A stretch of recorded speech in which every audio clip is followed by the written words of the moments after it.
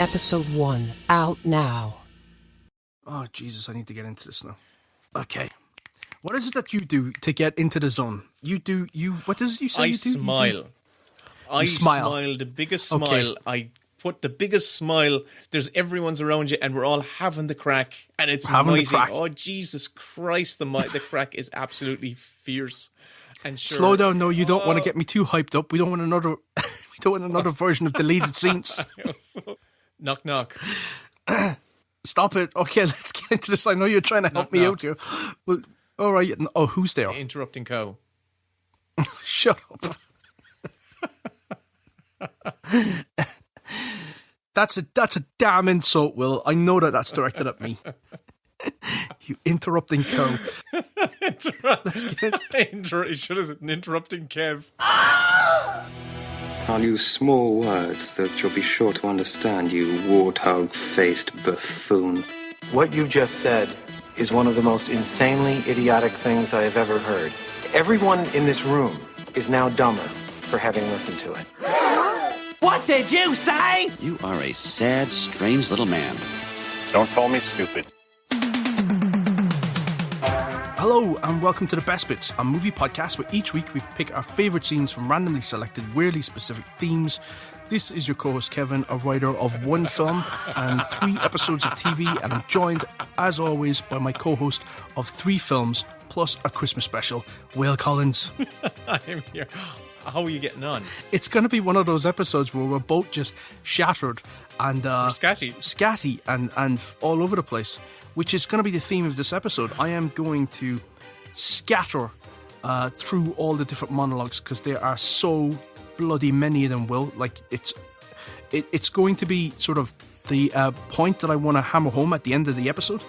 But when I was trying to sort of like parse them all, oh my God, they're all over the place. Mm-hmm. And this is one of the episodes where I can only make the wrong pick.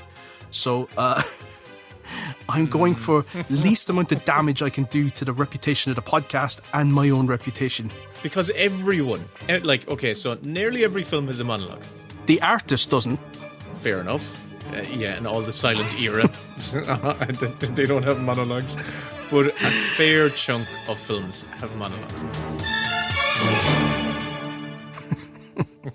Listen, have we told people that this is our penultimate episode? That this is episode 15, no.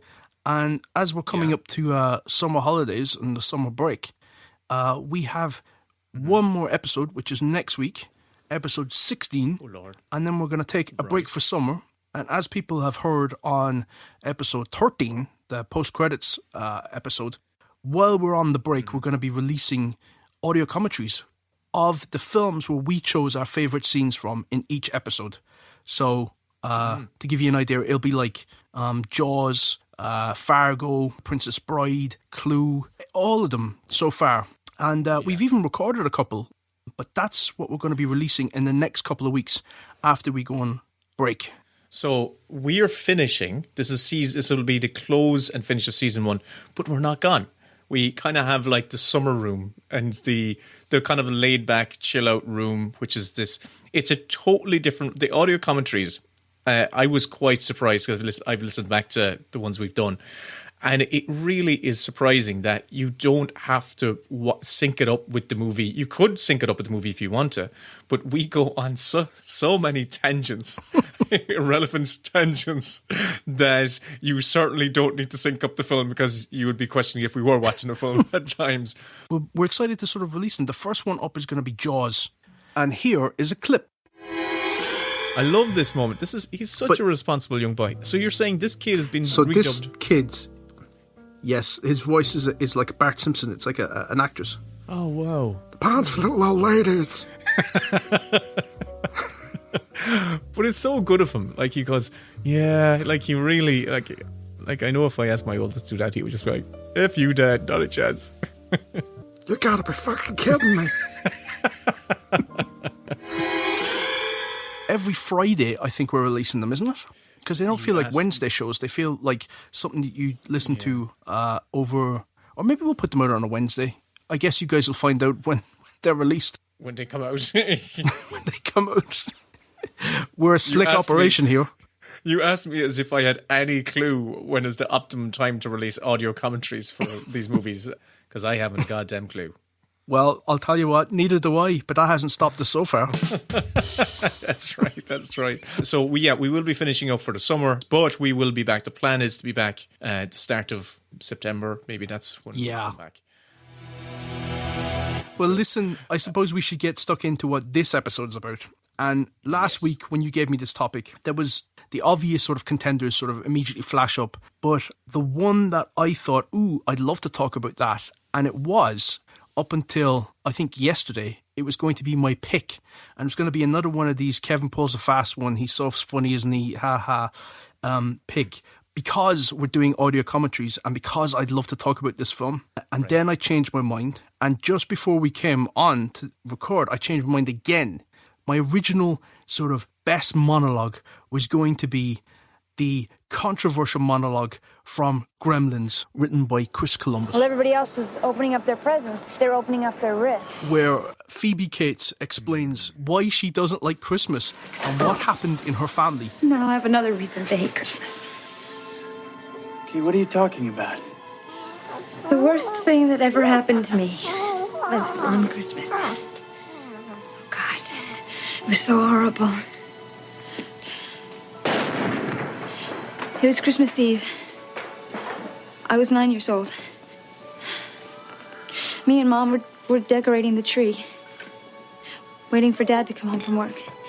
A couple hours went by. Dad wasn't home. Mom called the office. No answer.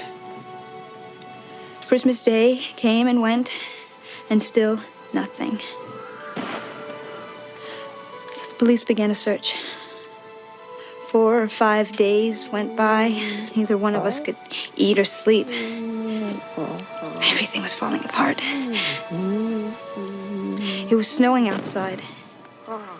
The house was freezing, so I went to try to light up the fire. And that's when I noticed the smell.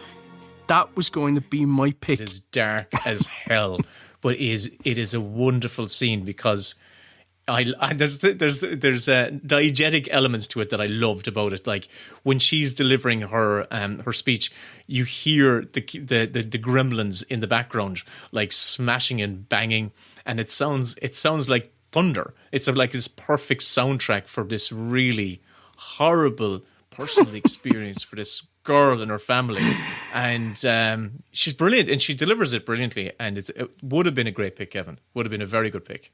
They fought over keeping that in for the longest time. Spielberg wanted it out. He was adamant that it was too much and it stopped the movie in its tracks, and Joe Dante insisted they keep it, but I cannot imagine the film without it. It almost defines the film. It's sort of it's got that black-hearted sort of anarchic spirit where this shouldn't be in a kid's film. But, yeah, I think it's a lovely moment. And, of course, they parody it in the sequel, don't they, where she starts to begin telling a story about President's Day, and they go, not again, forget it. Keep moving. Let's not go there. These things get out. We'll stop them, Billy. Can't give up now. Washington didn't give up. Lincoln didn't give Please. up. What's wrong? Oh, don't mention Lincoln. Something terrible happened to me one year on Lincoln's birthday. I was 6 or 7, and I remember I had the day off from school, and Mom had let me go to the park. She'd made me a peanut butter and jelly sandwich. I was going through that peanut butter and jelly sandwich phase, and this man with this beard and a hat looked just like Abe Lincoln. Honey, I really don't think except we've for got the time for raincoat. this now, you know? I remember. Oh God! He said, "Hello, little girl." Honey, come on. And that would have been a great pick, Kevin. And I love the fact that you've made this last minute audible call in your strategy, because I've done that in the past, and I know now you're kind of on shaky ground when you're doing this, like going, oh God, I hope I can make it all. I'm on very shaky ground, but it's good. And I'll tell you why as well, because I have this whole strategy of doing a 6 degrees of Kevin Bacon sort of structure, where each pick is going to segue into the next pick. Ooh. And I had it all sort of threaded. And there are many sort of like choose your own adventure paths that I can go down. But because I changed what my last pick is, I've sort of had to do a little bit of nifty footwork there to sort of like track it back. the way I was going to do it was I was going to get you to tell me what your pick is. And then I would go from there to the next one, to the next one, to the next one, to the next one, and sort of have this process of elimination until we get to what I would consider to be one of the great monologues in movies. Okay, this is very exciting. We'll see. It might be messy as fuck. Well, you never know. This is going to be this is live, folks. Well, a heavily edited live episode. But yes, I had a think, right. But because I've been deep in the weeds with so many other projects, I didn't want to overcomplicate things. So, boasting again. But no, well, one of those projects being editing whatever the last episode I was doing. So, but no, I genuinely I went for my tried and tested method of selecting my scenes, which is what's a film I really, really love and I haven't spoken about that kind of seems like would have a monologue in it, and I didn't do an extensive... Oh, not Showgirls again. I've had dog food. Oh, I used to love doggy chow. I used to love doggy chow too. My monologue pick isn't coming from Showgirls, even though it should. But it is coming from a film that came out in 1989, and it was directed by Peter Weir, and it stars Robin Williams and Ethan Hawke. It is Dead Poets Society. Gentlemen, what are the 4 pillars? Tradition, honor, discipline, excellence. Manners up. Welton Academy for Boys, a breeding ground for the future leaders of America. An institution dedicated to achievement, virtue, and conformity. A school whose rigid standards are upheld by every single teacher. Except one. Come on, Mr. Overstreet, you twerp. Mr. Anderson, are you a man or an amoeba? Language was developed for one endeavor, and that is... to communicate. No! To woo women. Mr. Keating. Some people like to rock, some people like to rock. Which monologue is it? Yeah, well, that's a film that's kind of dripping with monologue moments. And the scene that I'm picking from that is the monologue, or, because they're all pretty much delivered by Robin Williams when he's, teaching his class. It's the first one. It's not the "Oh Captain, My Captain." It's not the Carpe Diem scene. It's the It's "Oh Me, Oh Life," and it's the first scene when Robin Williams actually takes charge of teaching this class. No matter what anybody tells you, words and ideas can change the world. Now, see that look in Mr. Pitt's eye?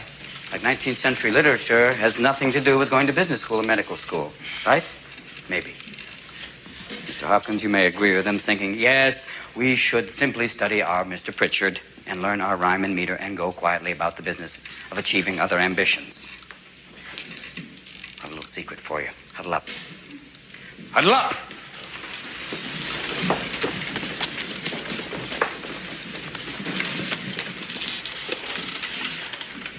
We don't read and write poetry because it's cute. We read and write poetry because we are members of the human race. And the human race is filled with passion.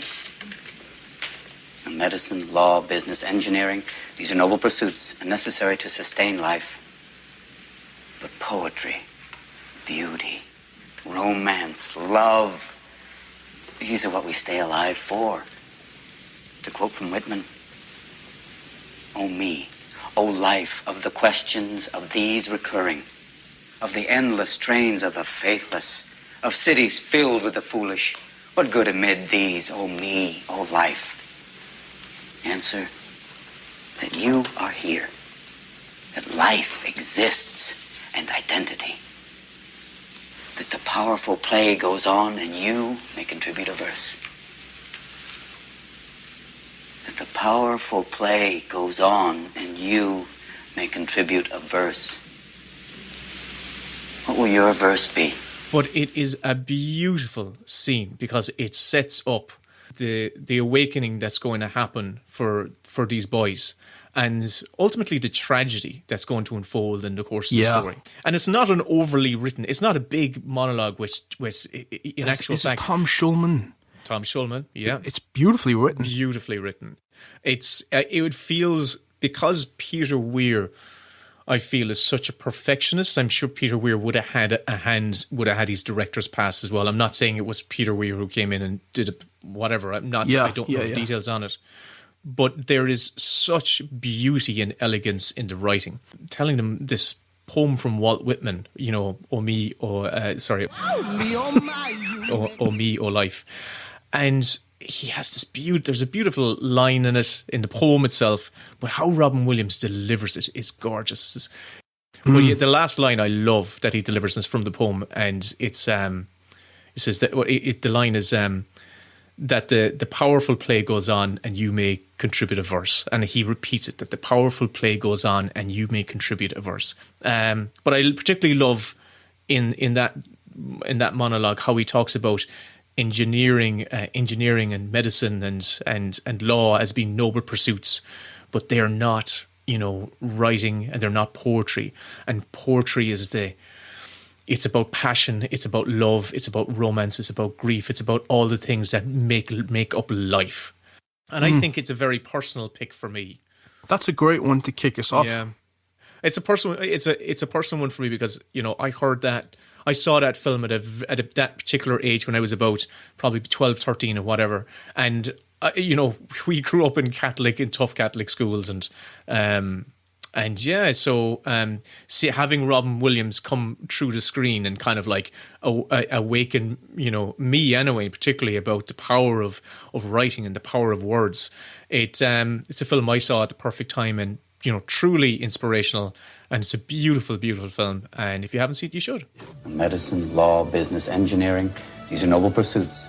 Poetry, romance, love, these are what we stay alive for. That's beautiful. Sit down, Mr. Anderson. Sit down. What the hell is going on here? Seize the day.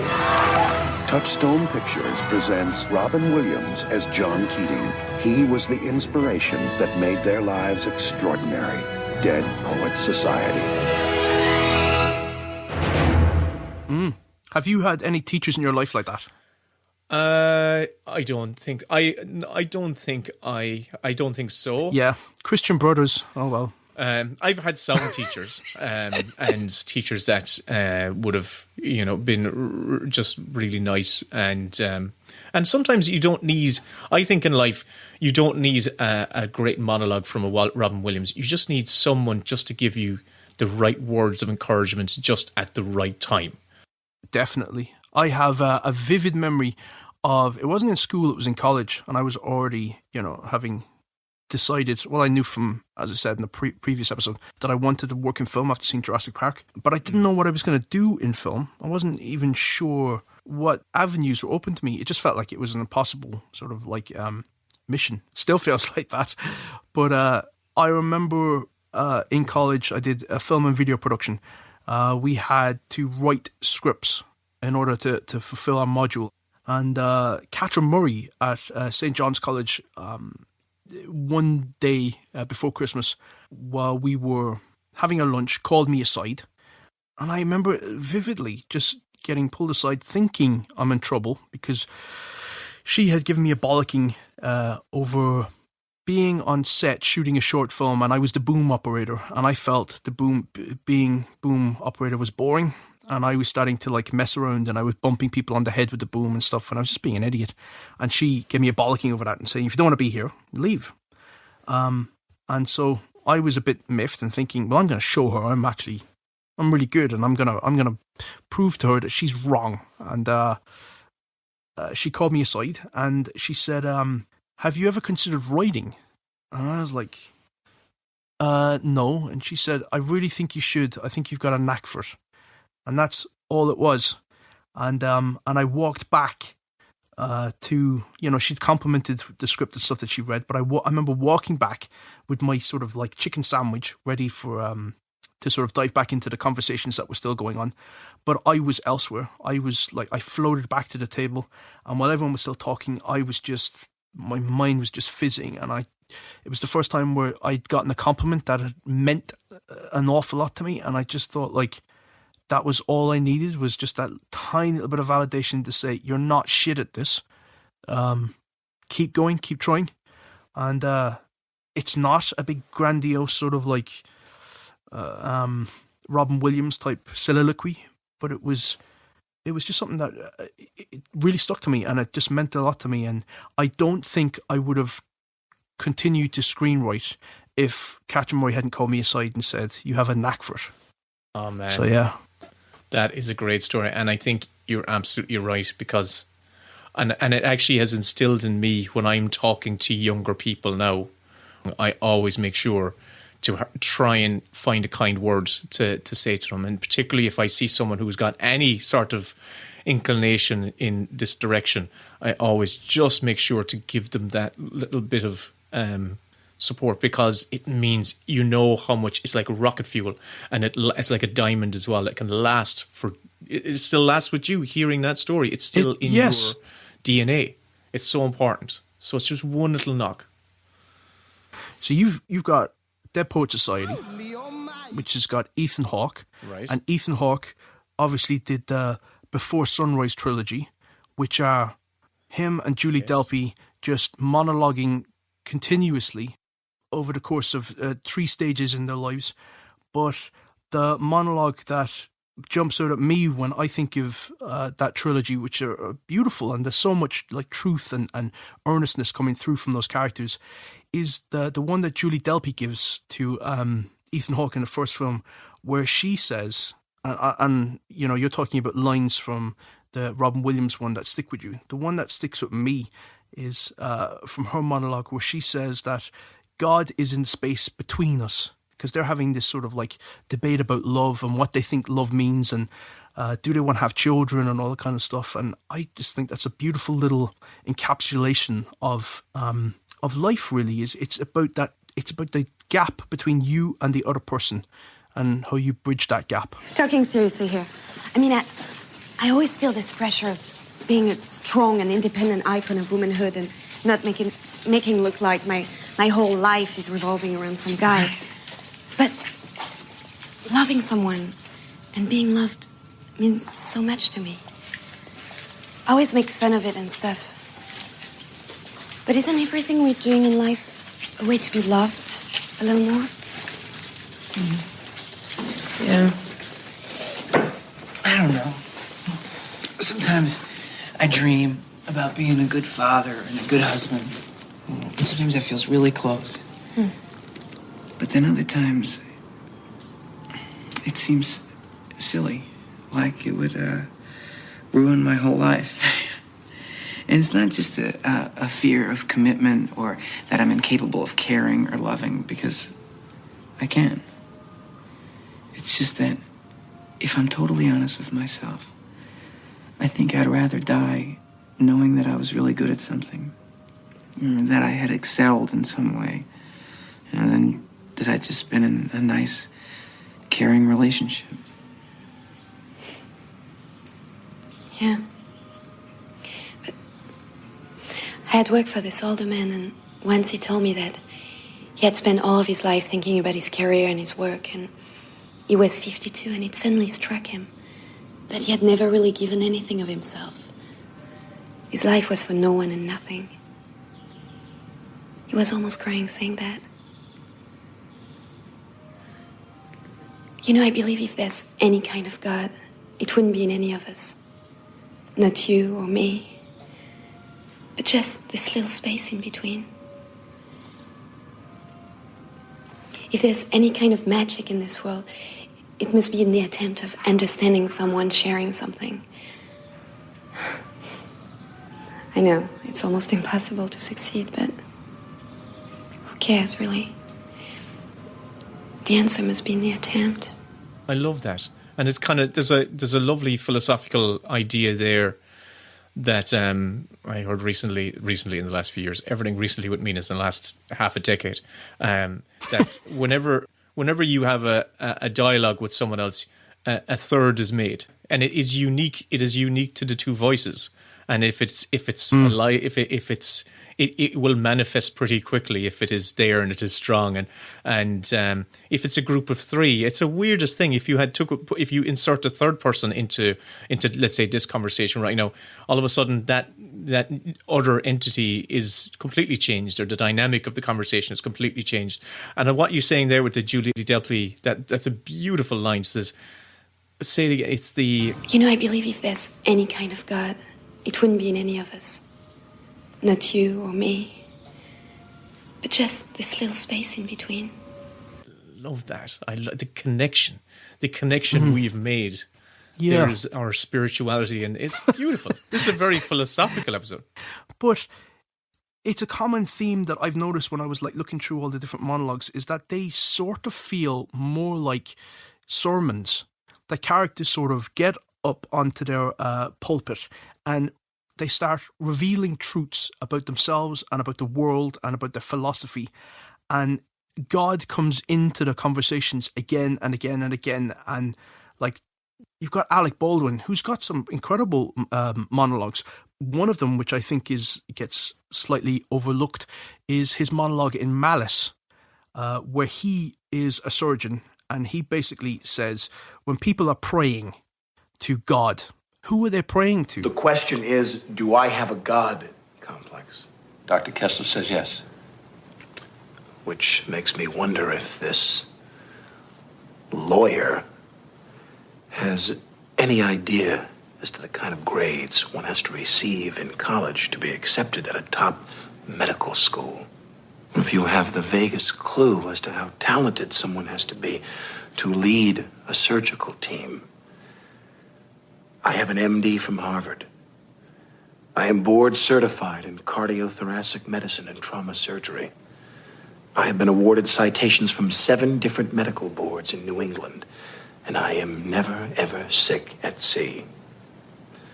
So I ask you, when someone goes into that chapel and they fall on their knees and they pray to God that their wife doesn't miscarry, or that their daughter doesn't bleed to death, or that their mother doesn't suffer acute neural trauma from post-operative shock, who do you think they're praying to? Now, you go ahead and read your Bible, Dennis, and you go to your church, and with any luck you might win the annual raffle. But if you're looking for God, he was in operating room number 2 on November 17th, and he doesn't like to be second-guessed. You ask me if I have a God complex? Let me tell you something. I am God. It's so narcissistic, but it's a fascinating sort of like insight into who that character is and the sort of the God complex of his character. What's interesting about that is I suppose to be a surgeon, you certainly have to have this kind of compartmentalization where you can detach yourself from the human being, and you kind of have to embody this role of, you're fighting this demon inside there, whatever thing you're trying to defeat is inside there. So I suppose well, he's a villain in that, and villains are a lot of gas bags, and some of the worst monologues are usually like the sort of the Bond reveal of like, here's my grand plan, I'm going to reveal it to you, and the hubris that they sort of display in that they're sort of so pleased with themselves that they sort of like monologue. You sly dog! You got me monologuing! I can't believe it. And also, I love in the Austin Powers film, the second one, who's like, oh, geez, just shoot him. Just this, where it's at Dr. Evil's son is just like, just what? You're just talking, so just give me the gun and I'll just put a bullet in his head right now and we'll just be done with this. I'll go get a gun. We'll shoot him together. It'll be fun. Bang! It's a trope. It's a trope. Very well. Where do I begin? My father was a relentlessly self-improving boulangerie owner from Belgium with low-grade narcolepsy and a penchant for buggery. My mother was a 15-year-old French prostitute named Chloe with webbed feet. My father would womanize, he would drink, he would make outrageous claims like he invented the question mark. It is a trope. But like, you've also got like that great speech in Pulp Fiction with Samuel L. Jackson where he's basically quoting Bible verses about Ezekiel and what have you. Does he look like a bitch? No! Then why you try to fuck him like a bitch, Brett? He didn't. Yes, you did. Yes, you did, Brett. You tried to fuck him. And Marcellus Wallace don't like to be fucked by anybody except Mrs. Wallace. You read the Bible, Brett? Yes. Well, there's this passage I got memorized. Sort of fits this occasion. Ezekiel 25:17. The path of the righteous man is beset on all sides by the iniquities of the selfish and the tyranny of evil men. Blessed is he who in the name of charity and goodwill shepherds the weak through the valley of darkness. For he is truly his brother's keeper and the finder of lost children. And I will strike down upon thee with great vengeance and furious anger those who attempt to poison and destroy my brothers. And you will know my name is the Lord when I lay my vengeance upon thee.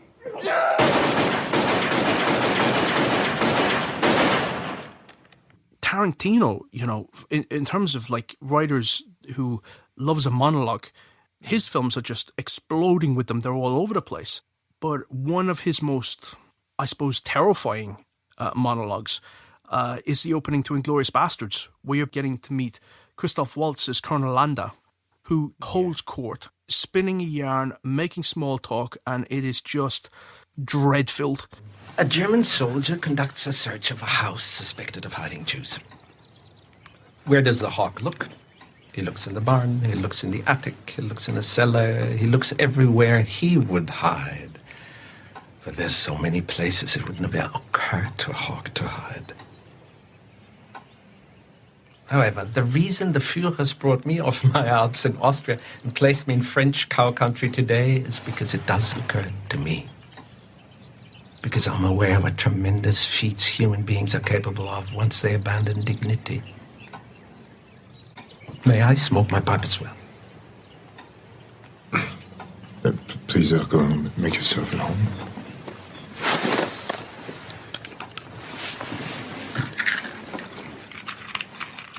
That is the power of a monologue, where you know that this person can just talk and talk and talk because they're in charge, and you know that there's a sting in the scorpion's tail and you're waiting for it. Man, when this topic came up last week, immediately my brain went to, first of all, Tarantino, and then immediately to this exact monologue in the opening of Inglourious Basterds, because that's one of the few Tarantino scripts that I actually read before I saw the film. That monologue goes on for pages and pages and pages. He's such a good writer of dialogue. His monologues are actually like mini stories within themselves. He takes you on an adventure on this, and it has turns, and there's drama, and there's climax, and as you said, there's like explosion usually at the end of them. But yeah, that's a fantastic one. You're sheltering enemies of the state, are you not? Yes. You're sheltering them underneath your floorboards, aren't you? Yes. Point out to me the areas where they're hiding. It's Tarantino again, man. He's just like, he's a gas bag. And when you see him in interviews, he's just rabbiting on. But he can write a fucking monologue. Imagine being the actor who gets this script and sees this part and says, "Oh, you're reading for." Like, in the case of Christopher Walken, that he shoved this watch up his butt, and imagine seeing that, and just, I could imagine their hearts, doing a dance or a skip, because it's fantastic. You just want to perform that. You want to perform it. It's a one-man show. It's great. Well, listen, if you want to win an Oscar, you need a monologue.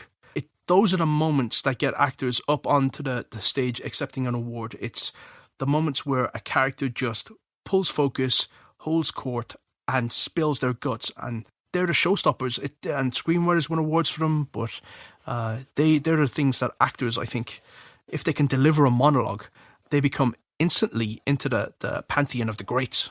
Now, who's next? But getting back to me sort of doing my 6 degrees of separation thing. So I mentioned Malice with Alec Baldwin. With Alec Baldwin, you have to mention one of the all-time greats, which is Glengarry Glen Ross. Oh, yeah. Let me have your attention for a moment. Because you're talking about what? You're talking about bitching about that sale you shot. Some son of a bitch don't want to buy land. Somebody don't want what you're selling. Some broad you're trying to screw, so forth. Let's talk about something important. Are they all here? All but one. Well, I'm going anyway. Let's talk about something important. Put that coffee down. Great. Because the film is an adaptation of the play, obviously, the David Mamet play. And David Mamet won the Pulitzer for the play.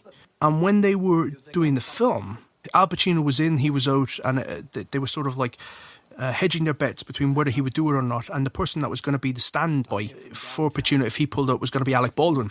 And when everything got reorganised and Pacino was back in, David Mamet said to Alec Baldwin, I've written this character called Blake, who wasn't in the play, and he comes in and he basically is the ultimate prick of a boss who comes in and gives all the guys a bollocking. The good news is you're fired.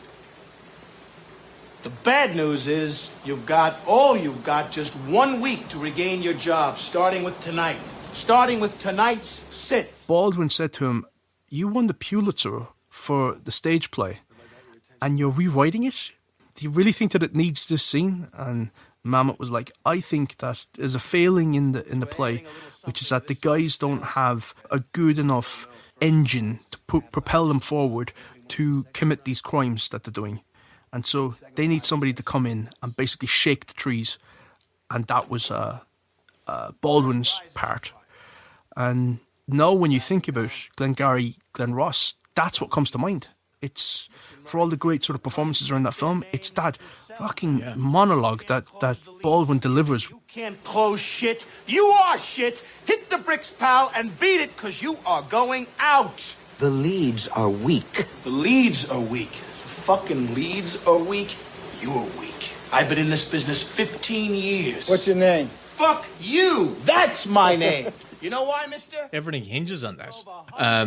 And, you know, as we're talking about this, you're talking about the kind of like how monologues seem to be delivered by villains. And in real life... Sometimes. Yeah, but sometimes, like, for obviously, you know, Robin Williams is not the case. But it is so true, because in real life, quite often, these, you know, you have cases where there are serial killers and there are these sociopaths who basically want the world to hear what they have to say and want to... Oh, manifesto. Yeah, a manifesto, like the Unabomber's manifesto, and basically everything Trump's tweets is a manifesto. Yeah, so kind of villains in real life want to just speak and have their voice heard as much as possible. So I kind of accept it when these narcissistic psychopaths all of a sudden start speaking about how great they are and what they want to do and how they're going to make the world better. Because I think that's true to the nature of these types of characters in the real world that we inhabit today. You see, pal, that's who I am, and you're nothing. Nice guy? I don't give a shit. Good father? Fuck you. Go home and play with your kids. You want to work here? Close. A villain gives a writer the opportunity to say what they want to say about the world that they can't say in polite society. So it's you get free rein to basically just lay out your social politics on the line. Did you do... And maybe rebuke it. Did you do... You didn't kind of like... Did you have like... you didn't have any like villainous monologues and grabbers. You didn't, did you? Because your villain was this monster. It was the... No, and I'll tell you, I don't think that, like, a monologue for me is, this is just semantics now, and it's not sort of like, I wouldn't take this as me laying down a hard and fast rule, but I consider a monologue to be almost like a soliloquy in a play, where a character is just revealing something about themselves, which up until then has been a mystery. But I don't consider it like, here's the plan type sort of like long speeches, or somebody having a rant, like going off. Like there are some great like monologues in like Christmas Vacation where Chevy Chase is just like, he has a fucking meltdown and he's like giving it to the whole family about what a fucking asshole his boss is. Hey! If any of you are looking for any last-minute gift ideas for me, I have one. I like Frank Shirley, my boss, right here tonight. I want him brought from his happy holiday slumber over there on Melody Lane with all the other rich people, and I want him brought right here with a big ribbon on his head. And I want to look him straight in the eye, and I want to tell him what a cheap, lying, no-good, rotten, four-flushing, low-life, snake-licking, dirt-eating, inbred, overstuffed, ignorant, blood-sucking, dog-kissing, brainless, dickless, hopeless, heartless, fat-ass, bug-eyed, stiff-legged, spotty-lipped, worm-headed sack of monkey shit he is. Hallelujah! Holy shit! Where's the Tylenol? But, you know, you look at that big block of text, and maybe it is a monologue. But for me, the monologues are truth. Some truth is being exposed here. And they were like, when I was trying to parse it out and say, well, what do I do? Do I go down the route of, like, because there are so many amazing inspirational speeches that coaches give in movies. There's, like, Hoosiers with Gene Hackman. There's Remember the Titans with Denzel Washington. There's an incredible one with Kurt Russell in Miracle. Great moments are born from great opportunity.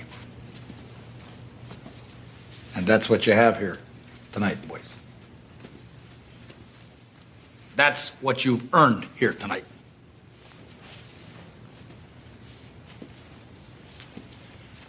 One game. If we played them 10 times, they might win 9. But not this game. Not tonight. Tonight, we skate with them. Tonight, we stay with them. And we shut them down because we can. Tonight, we are the greatest hockey team in the world.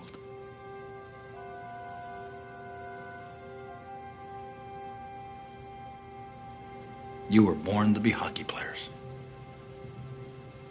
Every one of you. And you were meant to be here tonight.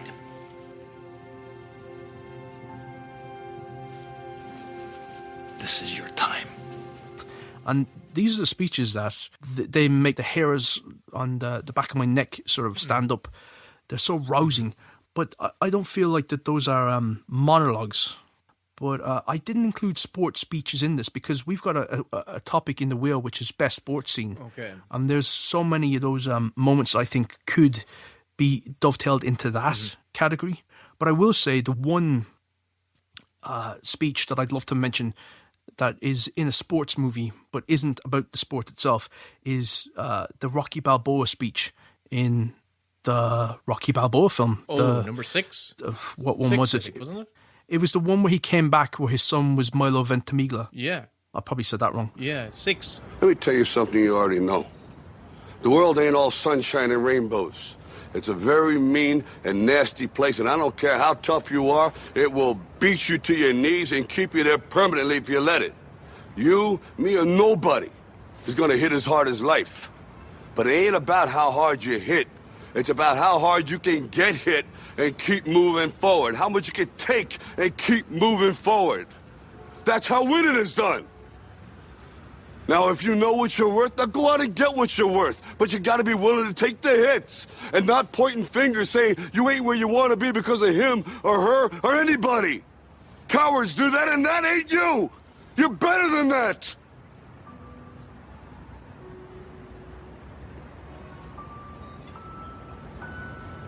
I'm always gonna love you no matter what. No matter what happens. You're my son, you're my blood. You're the best thing in my life. But until you start believing in yourself, you ain't gonna have a life.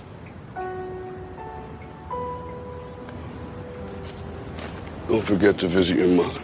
Yeah. That Rocky film does it for me. Well, I haven't seen it. Actually, I haven't seen that Rocky film since it came out in the cinema, whenever mid the noughties. And I was so shocked that they managed to capture, they captured that essence. And there's other, there's so many great monologues from like Rocky 1, where he's like ranting at Mick. He's screaming at Mickey. You hear, "You're a bum.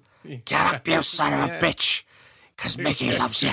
And he has at the very end of the first Rambo film, he has like a big monologue where he's revealing, as you were just describing there, he's revealing his trauma. His trauma, and this is a connection to deleted scenes.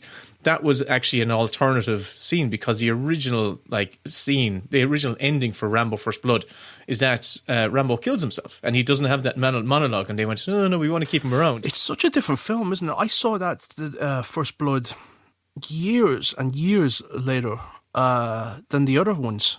And I watched it and I thought, what the fuck is this? This isn't a Rambo film. This is like a 70s gritty soldier dealing with PTSD movie. It felt, it was shocking to me how much the tone had changed between the first and the second film. Yeah, just a couple of years. And I really enjoyed that first one. I think that for me, it was a delightful surprise that it was so understated almost.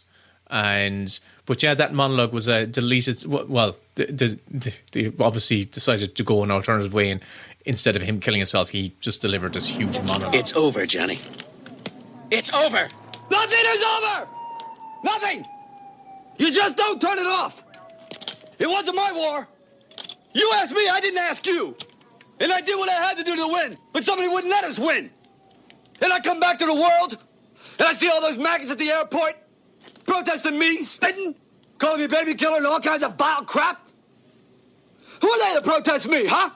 Who are they? Unless they've been me and been there and know what the hell they're yelling about. It was a bad time for everyone, Rambo. It's all in the past now. For you! For me, civilian life is nothing. In the field, we had a code of honor. You watch my back, I watch yours. Back here, there's nothing. You're the last of an elite group.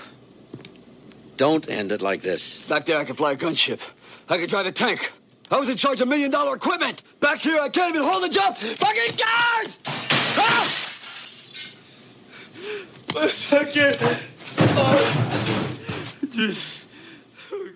So, getting back to our 6 degrees thing, I mentioned Glengarry Glen Ross. I think I dove ahead from there, but Alec Baldwin, who, well, this is where I can go in 2 different directions. Okay. But in Malice, he starred with Nicole Kidman, and Nicole Kidman has a fucking a chilling sort of monologue in Stoker, directed by Chan Wook Park. You know, I've often wondered why it is we have children in the first place. And the conclusion I've come to is, at some point in our lives, we realize things they're screwed up beyond repair. So we decide to start again. Wipe the slate clean. Start afresh. And we have children. Little carbon copies we can turn to and say, you will do what I could not. You will succeed where I have failed. Because we want someone to get it right this time. But not me. Personally speaking, I can't wait to watch life tear you apart. And it's so sort of chilling the way that Nicole Kidman delivers it, who I think is one of the great actresses for choosing material. Like, whether the films are great or not, she always, like, her taste is on point. I know. Thank you so much. But that's a beautiful film, though. Beautiful in a sort of a gothic horror type way, Stoker. But also in Stoker, you have Jackie Weaver. And Jackie Weaver she pops up again and again now as a character actress. But the first time that I became known to her, and I think everyone else sort of got an introduction to her, was in Animal Kingdom, where she's playing that terrifying matriarch of a family of criminals that are abusing this kid and indoctrinating him into a life of ruthless criminality. And she gives this performance in the police station, suggesting in so many words that it would be better for everybody, the police included, that her grandson, who is in protective custody with Guy Pearce, is killed. Look, I know you got a problem, Janine. But I don't see how this mess you boys are in's got anything to do with me. So if you've called me in here to see if there's some strings I can pull in your way, of course. Is that what this is about? Hey, Randall, before you go on, this boy who's currently being looked after, tell me if you agree with this. This boy who's being looked after, he knows who you are. And you know how these things go. They're going to ask him all sorts of questions about everything he's ever seen or done. Everyone he's ever met. The whole schmozzle. And you've done some bad things, sweetie. Haven't you? I want this part to be clear. This is not about you doing me a favour or me blackmailing you, anything like that. It's just a bad situation for everyone. Ezra's got the address. It shouldn't be too hard to set up a raid on the house. There'd be reasonable grounds, what with all the strange activity, the comings and goings day and night. One of the neighbours might have seen a gun or something. This is your area of expertise. I'm not trying to tell you how to suck eggs. What do you think?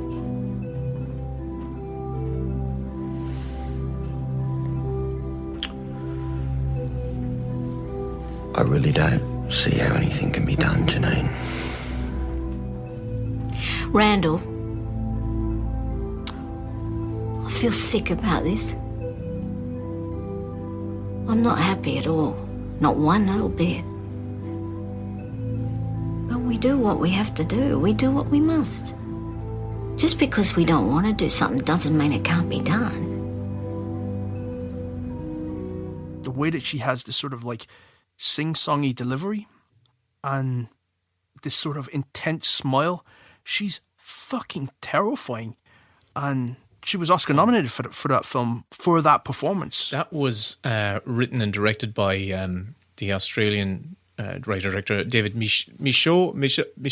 I can't pronounce his surname. Michaud, yeah. And he is someone that has been, that film, that you're talking about Animal Kingdom, came out in 2010, and I watched it just, casually because I heard it recommended somewhere. But I did not expect what I got, which was this engrossing, intense family crime drama that was utterly gripping. I think it's one of the best films of the 21st century. Wow. It was regarded as a great independent crime film. But I would put that in the same pantheon as like Goodfellas and The Godfather, and it's a perfect film. It's so meticulously put together and so transportive in that it feels real. All the moments feel real, even though they're heightened, and it's just meticulously put together. It's a terrific film. It's one of those breakout films that elevates, like, really, if you get a juicy role in a film, it's like a perfect storm happens. You have this independent Australian crime drama, but which is incredibly well written, incredibly well directed. But in it, that cast, it's got Ben Mendelsohn as a psycho son, Guy Pearce, but Jackie Weaver is right there in the epicenter of this. She's the queen of this family, and her career as a consequence just exploded. Like she was in Aronofsky's. She was nominated again for Silver Linings Playbook. There you go. Yeah. So she's been up twice, but she should have won that year. I don't know who did win, but I do know that was also the year that The King's Speech won Best Picture, and that is a film that's all about overcoming a monologue. It's the whole film is built around it. Can Colin Firth deliver the speech with his stutter? Monologues. But she is fantastic. And great pick, Kevin. Another great one. So we mentioned Rocky, and Rocky being known for its training montages, and we mentioned Denzel Washington sort of giving these great speeches as sort of like, well, he's always sort of playing coaches in movies. How I see it, he always feels like he's playing a basketball coach, the sort of know-it-all characters who are just in there to sort of like lay down the law with this folksy charm, and if you don't get it, then son, you're out of here. But one of the films where he was nominated for an Oscar, where he was playing a villain, which is rare in his career, is Training Day. Great. Oh, you motherfuckers. Okay. All right. I'm putting cases on all you bitches. Huh? You think you can do this shit? Jay! You think you can do this to me? You motherfuckers will be playing basketball in Pelican Bay when I get finished with you. Shoe program, nigga. 23-hour lockdown. I'm the man up in this piece. You'll never see the light of day. Who the fuck you think you fucking with? I'm the police. I run shit here. You just live here. Yeah, that's right. You better walk away. Go on, walk away, because I'm going to burn this motherfucker down. King Kong ain't got shit on me. So my segue here is... I'm improvising, but my segue is like Rocky with its training montages to Training Day. So you'll have to give me this one. You've slightly askew. You're shoehorning it in, Kevin, but I'll give you a break. Ethan Hawke. Wait. Ethan Hawke was in Dead Poets, and he's his co-star in this. It's skipping about 15 moves of the chessboard here, but no, that's a great monologue by Denzel Washington's character at the end, where he's basically terrified. He knows that he's about to be brought down by all these guys that he has been lording it over, and it's sort of this bravado of a guy that is going out, all guns blazing. That's all right. Shit, I don't fuck. I'm winning anyway. I'm winning any motherfucking way. I can't lose. Shit, you can shoot me, but you can't kill me. And again, a great monologue that got him nominated.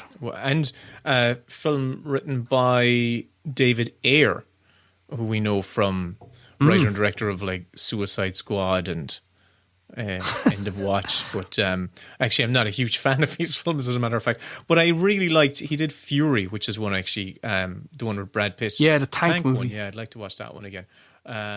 So Denzel did Training Day, also directed Fences, which is an August Wilson play. Yes. And that is two powerhouses going head to head with this great dialogue with him and Viola Davis. And if you want a monologue to be knocked out of the park, Viola Davis is one of those actors like Frances McDormand and Marlon Brando who will just deliver. And she has a monologue in Fences, which she learns that Denzel has been having an affair, and her life, her marriage, is not as complete as she wanted it to be, and her whole life she felt that she had half of everything, and now he has split the family in two, and she goes for it, where she's saying, he's trying to say that for 18 years he has struggled to be a good man and he's gotten nowhere. And she's like, for 18 years, I've been standing right beside you. So what you've suffered, I've suffered. But it's an amazing performance. And she just is an incredible actress. It's not easy for me to admit that I've been standing in the same place for 18 years. Well, I've been standing with you. I've been right here with you, Troy. I got a life, too. I gave 18 years of my life to stand in the same spot as you. Don't you think I ever wanted other things? Don't you think I had dreams and hopes? What about my life? What about me? Don't you think it ever crossed my mind to want to know other men? That I wanted to lay up somewhere and forget about my responsibilities? That I wanted someone to make me laugh so I could feel good?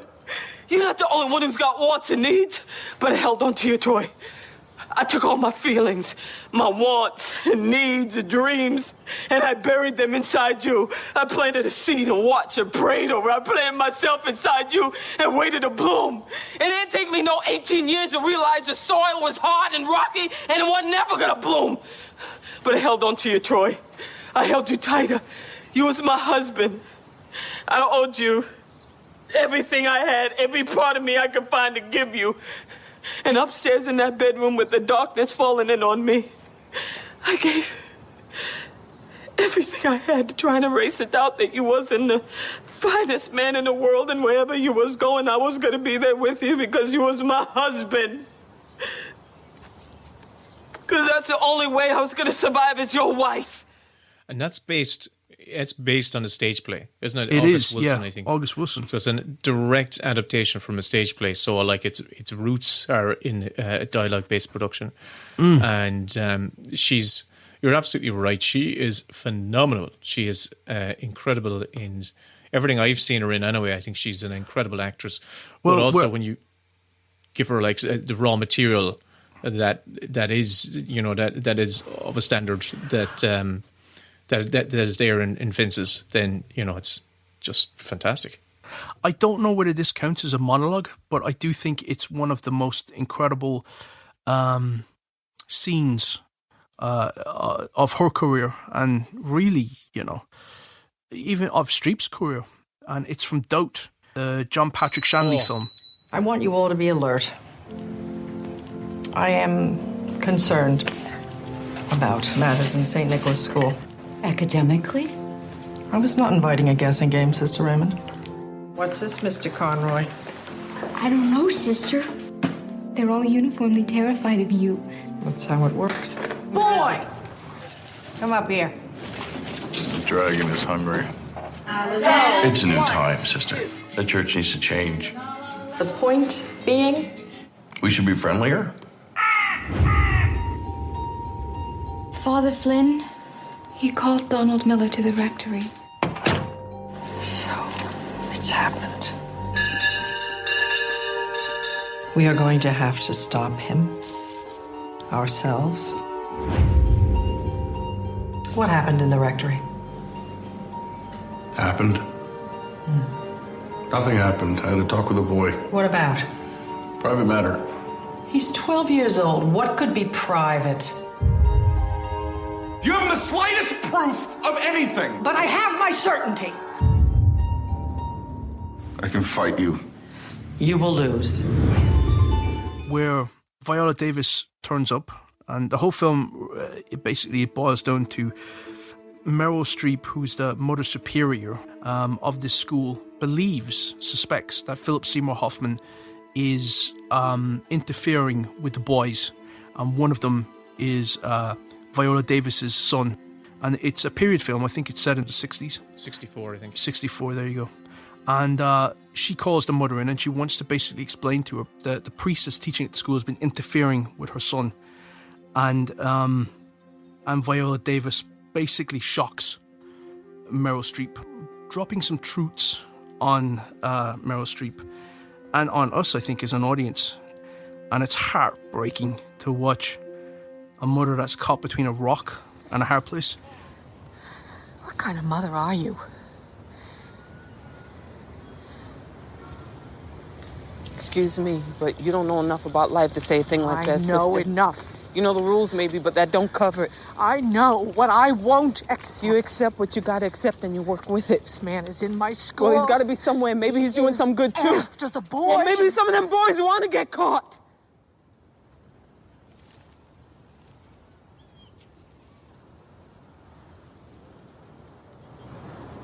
That's why his father beat him. What are you telling me? I'm talking about the boy's nature now. Not anything he's done. You can't hold a child responsible for what God gave him to be. I'm only interested in actions, Mrs. Miller. But then there's the boy's nature. Leave that out of it. Forget it then. You're the one forcing people to say things.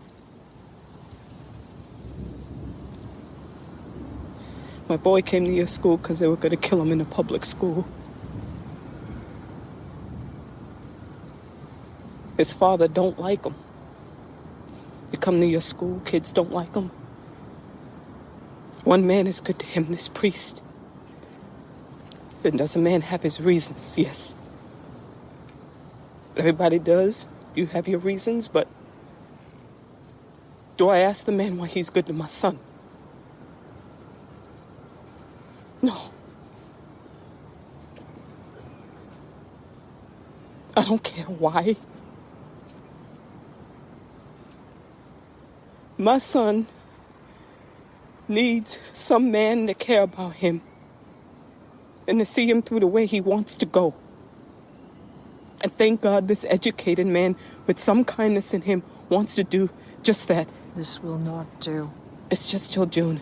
I'll throw your son out of this school. Why would you do that if it didn't start with him? Because I will stop this. You'd hurt my son to get your way. It won't end with your son. Throw the priest out then. I am trying to do just that. Then what do you want from me?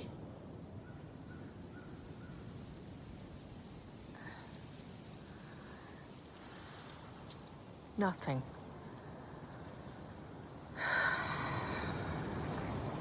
As it turns out. Please leave my son out of this.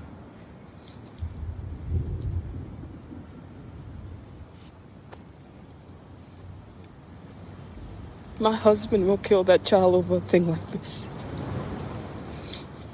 I remember that scene, and as you just said, you're completely and utterly thrown off when she says what she says. Because you're expecting one reaction. You're expecting, like, what? Again, one of those films that's well worth watching. You know, it is a cracker of a film. Doubt can be a bond as powerful as certainty.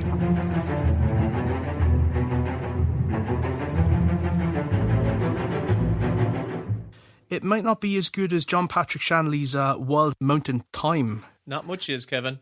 Tell me, standing on this holy land of Ireland, why shouldn't you marry me? I see things. I'm delusional. I know I'm a swan. Not much is. But that is my awkward segue to get from that to Ireland. And when I was sort of like looking at monologues from Ireland, there's a lot to pick from, but the one that jumped out immediately for me was Michael Fassbender's monologue in Hunger.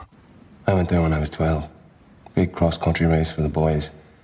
And we're all in the back of a minibus headed towards Derry one morning. I mean, this is big time. You know, this is like international athletics for us, because we're racing against boys in the south.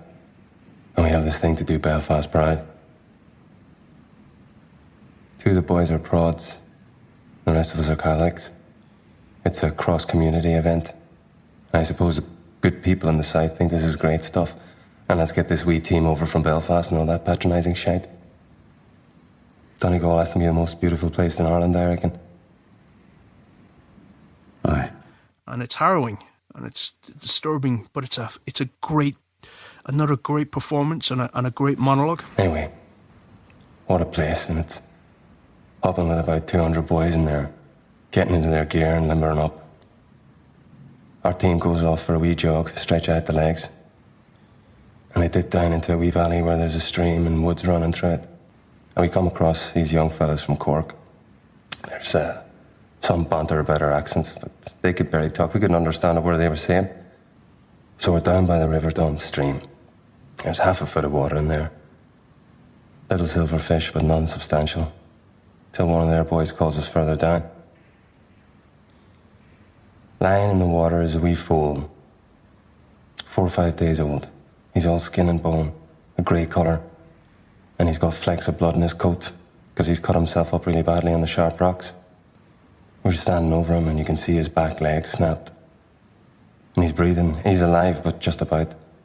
So this big conversation gets started up between the boys who suddenly reckon themselves the leaders. They're deliberating as what we should do. Someone says drop a rock in his head, but I'm looking in their faces and I can see they're either scared stiff or clueless. It's all bravado. And this fool on the ground, in real pain. All this chit-chat going on, going nowhere. So it's clear to me in an instant, and I'm down on my knees, and I take the fool's head in my hands and I put him underwater.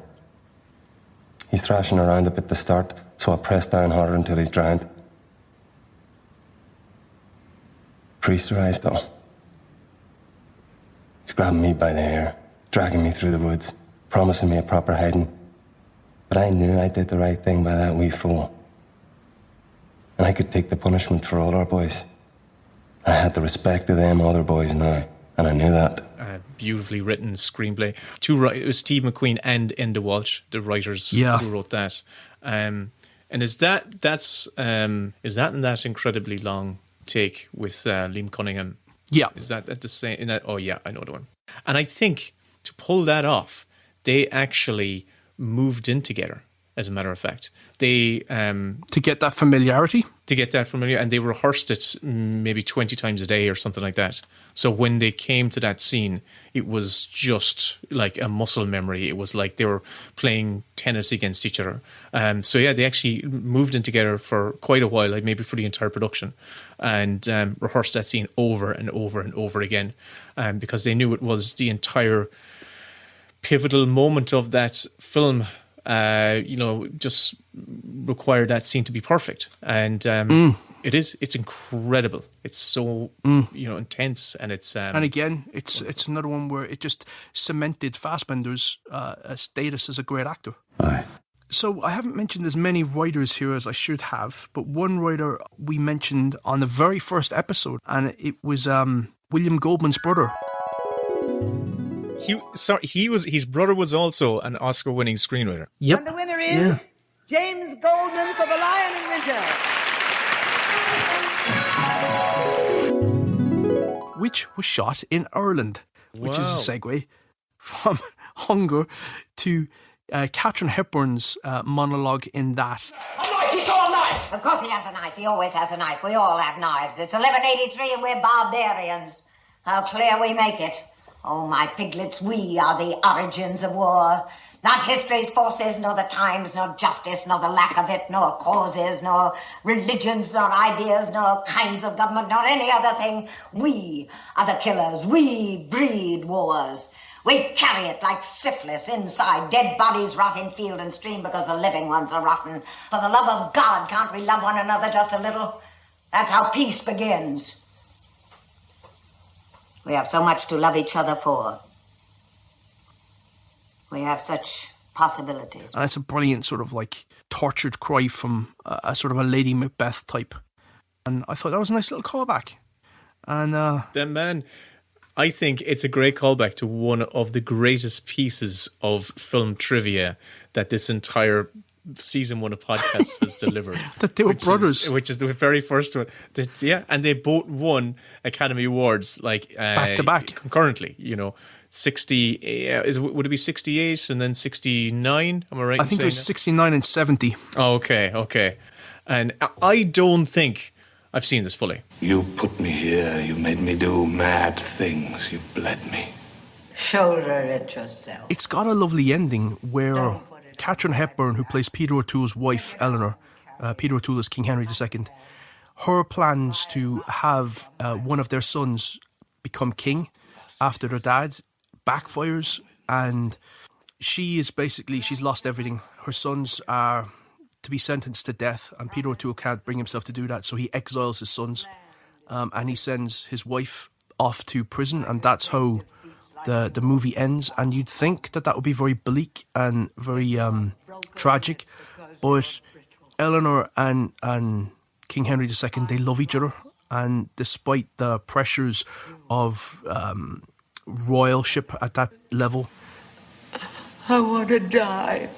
No, you don't. I want to die. I'll hold you. There's still love between them. So even though Peter O'Toole is having the marriage annulled and he's sending his wife off to prison, it ends with her laughing in the face of adversity and vowing to come back at him again, and him welcoming that. So there's a reason why James Goldman won the Academy Award. It's the script is just filled with these lovely character moments, and I could pepper this whole podcast with clips from it. But the ending itself is lovely. I'm a match for anything. Not you. I should have been a great fool not to love you.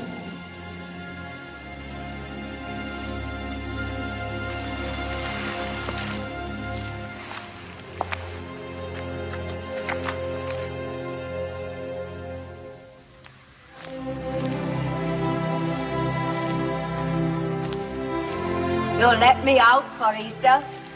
Come the resurrection, you can strike me down again. Perhaps next time I'll do it. And perhaps you won't.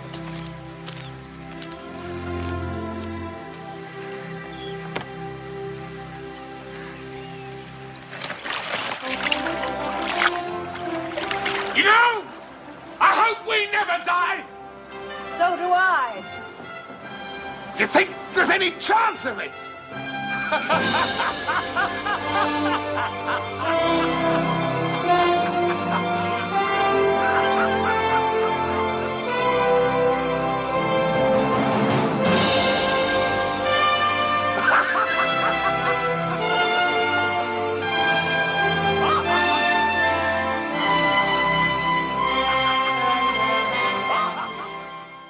But that film also starred Anthony Hopkins as Katharine Hepburn's second son in it. But it was my impression that you wanted Henry's throne for me. We can't win, Richard. We've lost it this time. And it was also his second film. Wow. And that gives me a segue into Silence of the Lambs. Oh. You've got some great monologues in Silence of the Lambs. But we've talked about Silence of the Lambs already, I think, on this podcast. So I'm going to leapfrog from that to my pick. Oh. So this is giving me my pick. Right. Which is that Anthony Hopkins also starred in Dracula, Bram Stoker's Dracula, the Francis Ford Coppola film. For heaven's sake, who in all of England, by the very furthest stretch of the imagination, could possibly be a vampire? Count Dracula. Well, maybe him. But one of the other stars of that film was Keanu Reeves. And Keanu Reeves starred in The Matrix Reloaded. And when I think about the best monologue, I am going with the Architect's monologue from The Matrix Reloaded. Oh, okay. Hello, Neo. I am the architect. Ergo, those I created the matrix. After which you will be required to select from the your life you have many suspected failure to comply from this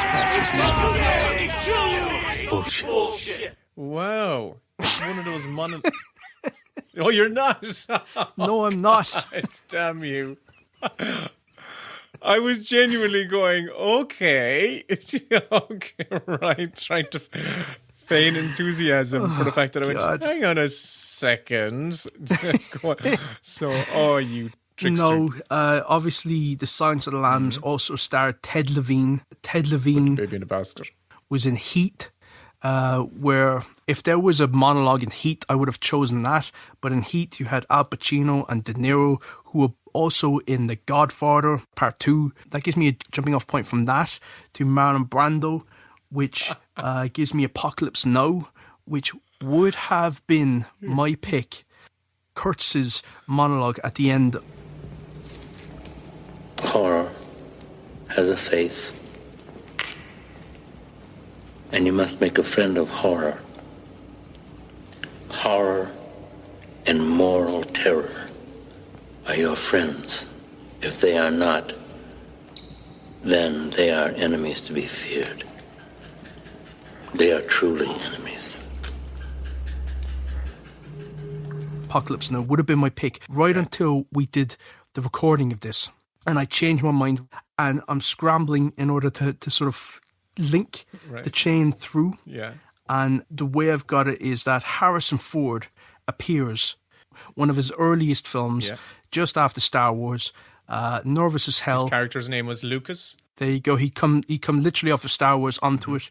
But not long after that, he did Blade Runner. Oh. And one of the shortest monologues of all that I've mentioned so far is the one that I'm going with.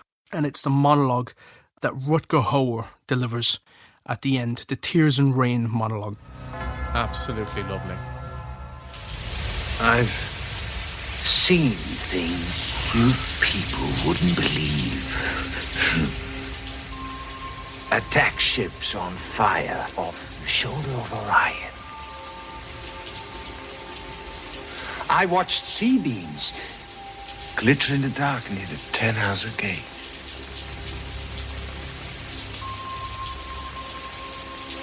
All those moments will be lost in time. Like tears. in rain. Time to die. That was Kev. It's supposed to be 6 degrees of Kevin Bacon, not 60 degrees of Kevin Bacon. What was? Well, listen, I was going to say, and this was going to be like one of my sort of like little, okay, let's liven this up and have fun with it, that there are many ways I could have taken this path.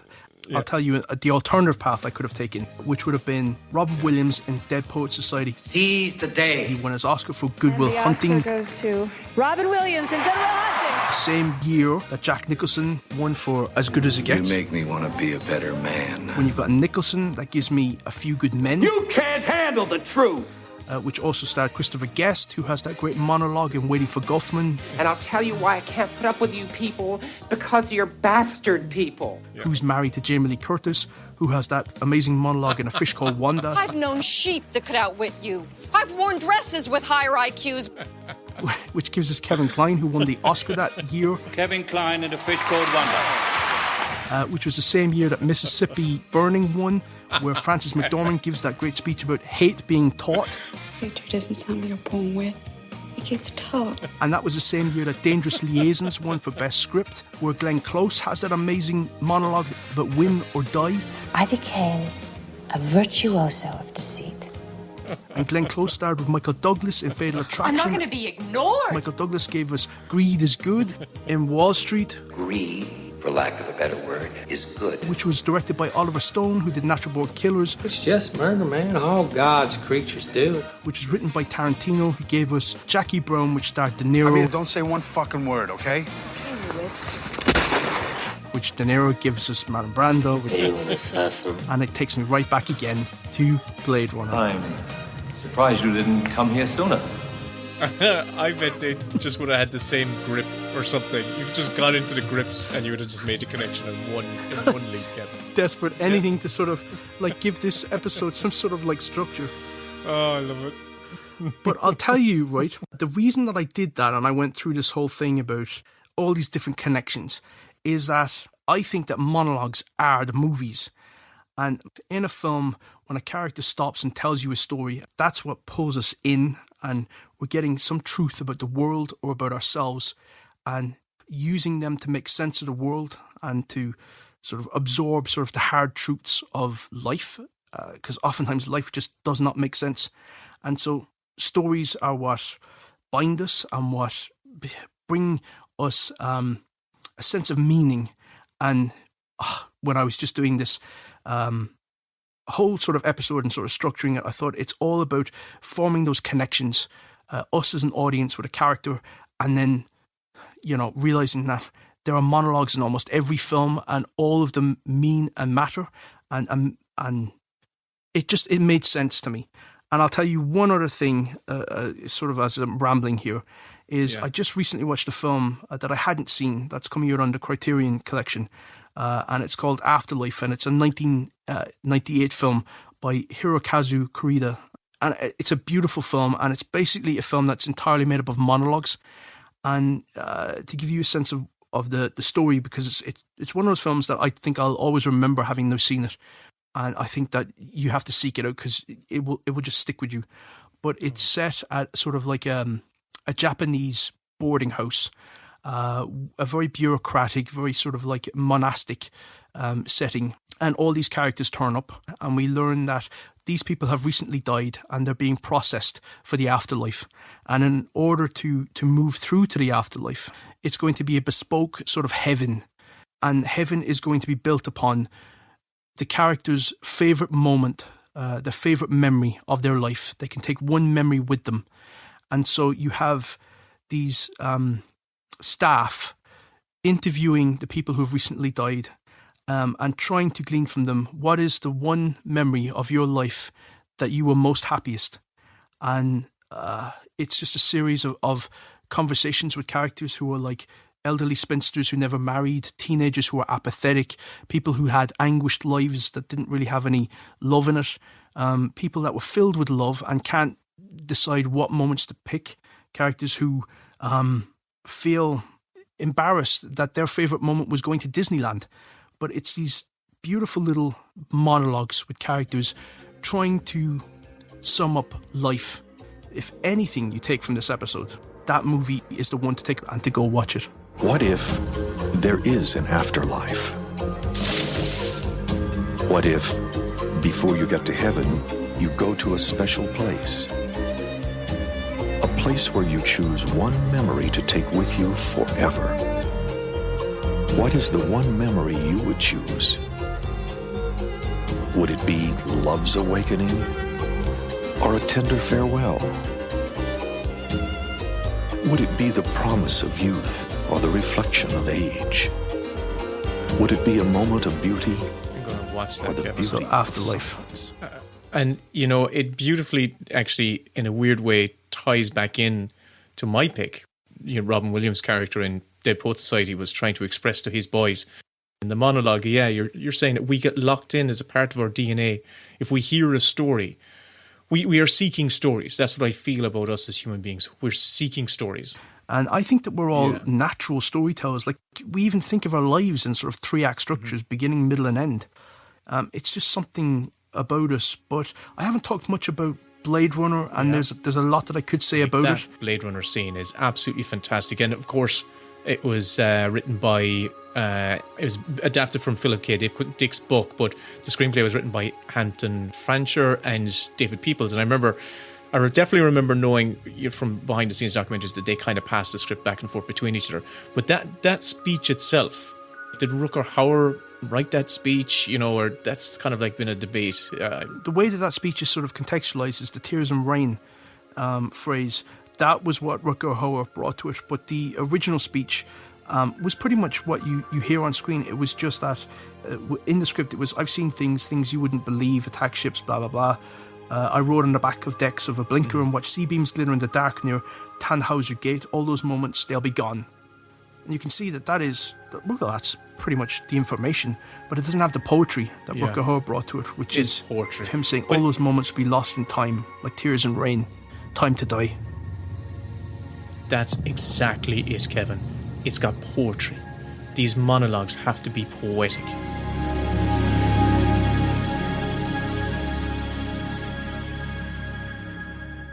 So monologues they're so vital to what cinema is all about, really, that even Charlie Chaplin, who was like an icon of silent cinema, that when he had the technology to include sound, he gave us one of the greatest speeches of all time in The Great Dictator, where he is basically imploring the people who can hear him. And I've talked about a lot of villain speeches in this, and I've sort of included clips that are, you know, characters being monstrous and sort of celebrating the darkness within them. But that particular speech by Charlie Chaplin at the end of The Great Dictator is timeless. And I felt that it was something that was worth mentioning as we're wrapping up this episode. So this hasn't been the funniest of episodes, but I can tell you this episode has made me want to write something. A nice, big, long speech. And for all those writers out there, some of them listen to this podcast, but we're always told to cut your dialogue down, to keep it short, to, you know, make it concise and get to the point. That it's also worth taking a swing and writing those big, hearty speeches where you pour what you think the character thinks, what you think by proxy about the world into a character, because those are the things which get us into the cinema and that we remember from the movies. And more than anything else, it feels like those are the magical moments that we cling to and use in our own life. A cool shot is a cool shot, but some wisdom that we can glean from a monologue is something that we can take with us for the rest of our days. Amen, Kevin. Amen. Fucking hell, I feel like I've just given a monologue. That was fucking it, man. That was fucking it. I just said I don't have to contribute anything else to that. That is the business. So, for the last time this season, it's time to spin the wheel. Oh, God. No, yes. Wonderful. I'm so delighted. I cannot wait. Okay, here we go. Do you know what it is? Wait, let me just read your mind. Well, no, you don't know what it is because I need to tell you. It's best single take scene, best oneer. Okay. So what? Okay. Okay, when you say Warner, immediately in my brain I kind of go, oh, Steven Spielberg, but we've done so much Steven Spielberg at this stage. I was thinking of 1917. Isn't that whole film done in one take? Yeah, it is. Or it's well, not, no, it's not done in one take. There's there's hidden cuts in there, but yeah, they did do like big long single takes for different scenes and stuff like that. That's impressive. That's something that probably should be in consideration. Okay, single takes, right? So we've gone something that's very verbal to now something quite visual. It's all about the camera work, getting everything, the blocking, getting everything in one. So, all right, last episode of the season, best Warner. Here we go. Where can people find you, Will? People can find me on Twitter under Willem's Film. I'm not going to spell it this time. You know it by this stage. Willem's Film. Kevin, where can people find you? They can find me also on Twitter under my name. But listen, I'm going to play us out with a clip. Well, the full clip from The Great Dictator. Good night. Well done. See you next week, guys. I'm sorry, but I don't want to be an emperor. That's not my business. I don't want to rule or conquer anyone. I should like to help everyone if possible. Jew, Gentile, black man, white.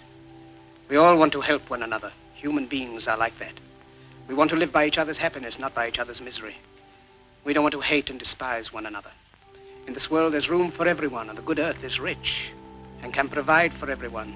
The way of life can be free and beautiful, but we have lost the way. Greed has poisoned men's souls, has barricaded the world with hate, has goose-stepped us into misery and bloodshed. We have developed speed, but we have shut ourselves in. Machinery that gives abundance has left us in want. Our knowledge has made us cynical, our cleverness hard and unkind. We think too much and feel too little. More than machinery, we need humanity. More than cleverness, we need kindness and gentleness. Without these qualities, life will be violent and all will be lost. The aeroplane and the radio have brought us closer together. The very nature of these inventions cries out for the goodness in men, cries out for universal brotherhood, for the unity of us all. Even now, my voice is reaching millions throughout the world, millions of despairing men, women, and little children, victims of a system that makes men torture and imprison innocent people. To those who can hear me, I say, do not despair. The misery that is now upon us is but the passing of greed, the bitterness of men who fear the way of human progress. The hate of men will pass, and dictators die, and the power they took from the people will return to the people. And so long as men die, liberty will never perish. Soldiers, don't give yourselves to brutes, men who despise you, enslave you, who regiment your lives, tell you what to do, what to think, and what to feel, who drill you, diet you, treat you like cattle, use you as cannon fodder.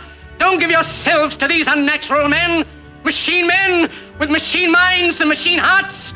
You are not machines, you are not cattle, you are men. You have the love of humanity in your hearts. You don't hate, only the unloved hate, the unloved and the unnatural. Soldiers, don't fight for slavery, fight for liberty. In the 17th chapter of St. Luke it is written, the kingdom of God is within man, not one man nor a group of men, but in all men, in you. You, the people, have the power to create machines, the power to create happiness. You, the people, have the power to make this life free and beautiful, to make this life a wonderful adventure. Then in the name of democracy, let us use that power. Let us fight for a new world, a decent world, that will give men a chance to work, that will give youth a future and old age a security. By the promise of these things, brutes have risen to power, but they lie. They do not fulfill that promise. They never will. Now let us fight to fulfill that promise. Let us fight to free the world, to do away with national barriers, to do away with greed, with hate and intolerance. Let us fight for a world of reason, a world where science and progress will lead to all men's happiness. Soldiers, in the name of democracy, let us all unite! The Best Bits podcast is produced by Will and Kevin. All audio clips and music heard in this episode is the intellectual property of the respective copyright holders, and no infringement is intended. If you enjoyed this episode, please like, share, subscribe, rate, review, all that good stuff. If you have any notes, comments, scene suggestions, or just want to get in touch with us, email us at bestbitspodcast@gmail.com. Thank fuck, that's episode 15 done. What about network, Kevin? You going to bring that up at some stage? Oh, yeah. Good-looking woman. Did you fuck up, Kevin? Fuck it. I am mad as hell, and I'm not going to take it anymore, Will. I'm just not. Oh, Kevin.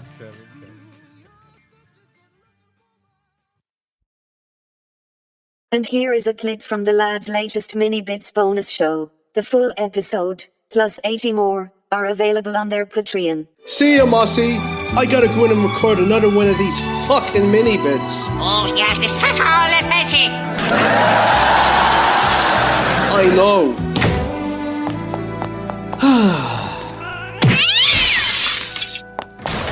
What are you doing? Right now, on the Academy screener site, and I hit play because there's only a few films on it for the first month or two. There's only like about less than 10 films on it. And Guy Ritchie's The Covenant is on here. So I hit play on that, and I'm hearing we're out in Afghanistan, and I'm hearing all the dirt, and I hear vehicles, and I hear the sound effects of characters walking. But when characters open their mouths, I don't hear any dialogue. Mm-hmm.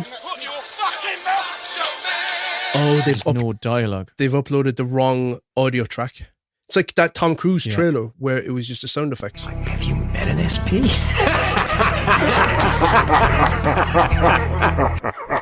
Yeah, and this film has been up on the screen site for a few weeks now, and they still have the wrong one here.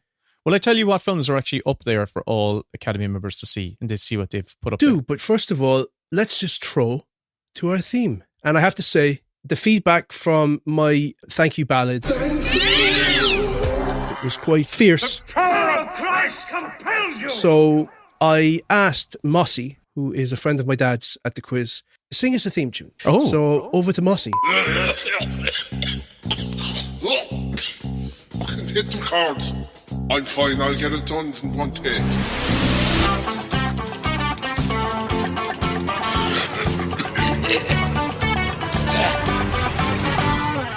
It's the Many Bits. Or podcast, what will they say? With Will and Kevin Cock. The best fucking podcast. That'll do. That'll do. My God. Thank you, Mossy. He would make an angel weep. That voice would make an angel weep. Telling you. Beautiful. Beautiful. Boolabus. It only cost us 2 months Patreon money, so, you know. Is that all? Money well spent, in my eyes. Yeah. I mean, you can't get much for €20.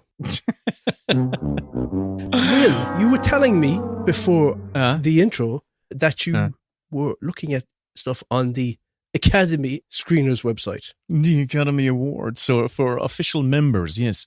So they don't send out DVDs anymore. So how you do all your streaming stuff is all via the Academy website. And the streaming season has begun, which is exciting. So it means for the rest of the year... Did it ever end? It does end. It does. After the Academy Awards, there's about 2 weeks, and they take all the films down, and then they begin again at the end of August, and they all start coming up. So it's a whole new collection of hopefuls. So how many films are on there? Right now, about 10. Actually, 10 exactly. I can tell you the 10. Oh, go on, tell me. John Wick 4. For the Oscars. Oh, because there's like... Yes, they're adding in stunt category, aren't they? Are they adding it in? Is the stunt category being added? I believe they're adding in some sort of stunt category. Breaking news straight from an Academy member's mouth. Because they're adding in stunt category, aren't they? Slash film. I don't know. Did I read this in an article? I feel they were. I felt they were. Have long overlooked stunts, and my God, it's pure artistry. Yeah. And it is incredibly well these days. It's all fucking rubber computer generated avatars. That's why we should that's why these people should be getting their Oscars when someone's actually going out there. Yeah, go back, absolutely. Go back and give it to your man from Mad Max who broke his legs. Give it to Richard Farnsworth, who was a stuntman and starred in The Straight Story. Yeah, Richard Farnsworth was a career stuntman. Absolutely. Wasn't that also the case with Machete? What's your man, Machete? Danny Trejo. Danny Trejo. Really? Trejo or Trejo? I always call him Trejo, but he just says, call me Danny. I was going to say that back to you. Nah. I was like, just that. We were. Because we just call him.